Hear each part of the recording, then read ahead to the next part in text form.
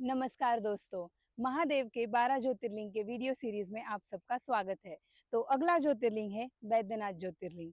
इस ज्योतिर्लिंग का स्थान बड़ा ही विवादित है। कुछ लोग इसे देवगढ़ झारखंड में मानते हैं, तो कुछ लोग इसे महाराष्ट्र के परली में मानते हैं और कुछ लोग बैद्यनाथ हिमाचल में मानते हैं। लेकिन शिव महापुराण के अनुसार इसका स्थान चिताभूमि के नजदीक ही स्थित बताया गया है। तो चलिए आज हम उसकी कहानी जानते हैं। ॐ नमः शिवाय। तो एक दिन रावण महादेव को प्रसन्न करने के लिए कैलाश पर्वत पर तप कर रहा था। कई वर्षों के तप के बावजूद भी महादेव प्रसन्न नहीं हो रहे थे, तो उसने और कठिन तप करना शुरू कर दिया। फिर भी महादेव प्रसन्न नहीं हो रहे थे, तो फिर रावण ने एक ठान लिया कि वो महादेव को प्रसन्न कर कर ही मानेगा। तो उसने एक एक कर अपने मस्तक की आहुति देना शुरू कर दिया। तो उसने अपने कुल 9 मस्तक काट लिए। जब वो अपना 10वां मस्तक काटने को गया, तब महादेव उसके सामने प्रकट हुए और उन्होंने उससे पूछा कि जो वर चाहिए वो मुझसे मांग लो।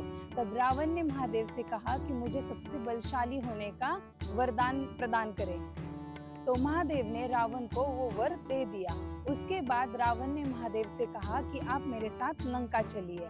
महादेव संकट में आ गए और महादेव ने उससे कहा कि तुम इस शिवलिंग को यहाँ से लंका ले जाओ और लंका में जाके स्थापित कर दो, परंतु अगर तुम ये शिवलिंग बीच रास्ते में कहीं पर भी रखोगे, मैं उसी स्थान पर स्थापित हो जाऊंगा। तो रावण ने प्रसन्न होकर उस शिवलिंग को उठा लिया और लंका की ओर जाने लगा। बीच रास्ते में महादेव की माया से कुछ ऐसी परिस्थितियां आई कि उसे वो शिवलिंग बीच रास्ते में रखना पड़ा।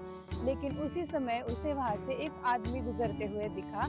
उसने उस आदमी से प्रार्थना पूर्वक कहा कि मैं थोड़ी देर में ही यहाँ वापस लौटता हूँ, तब तक क्या तुम इस शिवलिंग को पकड़कर खड़े रहोगे।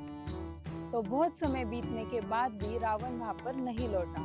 तो उस आदमी ने थक कर वो शिवलिंग नीचे रख दिया और वहीं पर महादेव स्थापित हो गए। फिर कुछ समय बाद रावण वहां पर लौटा और उसने भगवान की लीला को समझ लिया और वो महादेव की स्तुति करने लगा। तभी उसी समय वहां पर बाकी देवतागण आए और महादेव की पूजा करने लगे। पूजा संपन्न होने के बाद रावण बड़ा ही प्रसन्न हुआ और वो लंका वापस लौट गया। लेकिन सभी देवतागण वहां पर चिंतित हो गए, क्योंकि महादेव ने बलशाली होने का वरदान रावण को दे दिया था। अब पता नहीं उस वरदान की वजह से रावण क्या क्या करेगा। सभी देवताओं ने नारद जी से कहा कि तुम रावण के पीछे लंका चले जाओ। तो नारद जी रावण के पीछे पीछे लंका चले गए। तो लंका जाकर नारद जी ने रावण से कहा कि तुम अब बलशाली हो गए हो, तो तुम एक काम करो, तुम कैलाश पर्वत को उठा कर देखो। अगर तुम कैलाश पर्वत को उठा पाए तो तुम्हें अपने बलशाली होने का प्रमाण मिल जाएगा। रावण को ये सही लगा। रावण कैलाश पर्वत की ओर जाने लगा और उसने कैलाश पर्वत को उठा लिया।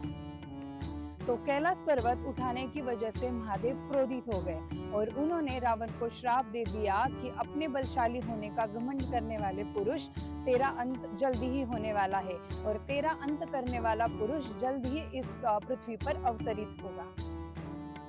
और हाँ, जहाँ पर वो शिवलिंग उस आदमी ने रखा था, वो स्थान आज बैद्यनाथ ज्योतिर्लिंग के नाम से प्रसिद्ध है। हर हर महादेव, ओम नमः शिवाय। अगर आपको मेरा ये वीडियो पसंद आया हो तो प्लीज लाइक एंड शेयर करें। अगर आपने पहले ज्योतिर्लिंग के वीडियोस नहीं देखे तो आप मेरे चैनल पे जाके देख सकते हो और ऐसे ही पौराणिक कथाओं के लिए मेरे चैनल को सब्सक्राइब करें। Thank you.